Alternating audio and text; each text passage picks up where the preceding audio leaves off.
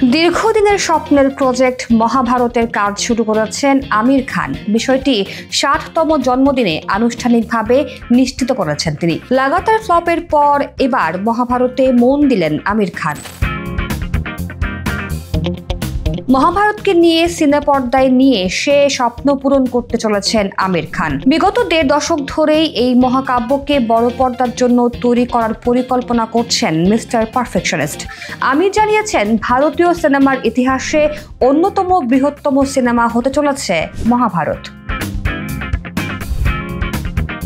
আমির জানিয়েছেন, আমরা একটি টিম গঠন করেছি এবং স্ক্রিপ্ট লেখার কাজ শুরু হয়েছে। প্রথম ধাপে আমরা কোথায় যাই তা রেখে পরবর্তী সিদ্ধান্ত নেওয়া হবে। অভিশপ্ত ক্যারিয়ার, ফ্লপের ফাড়া কাটিয়ে কপাল ফেরাতে মহাভারত বানাচ্ছেন আমির খান। আমির জানিয়েছেন, আমার বহুদিনের স্বপ্ন মহাভারতের আধারে সিনেমা তৈরি করব। এবার সেই স্বপ্ন পূরণ করার সময় চলে এসেছে। দেখি আমি নিজে কোনো চরিত্রে অভিনয় করতে পারি কিনা।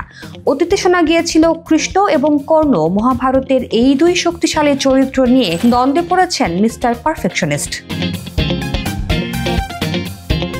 গত ৮ বছরে হিট সিনেমার মুখ দেখেননি বলিউডের মেগা স্টার আমির খান।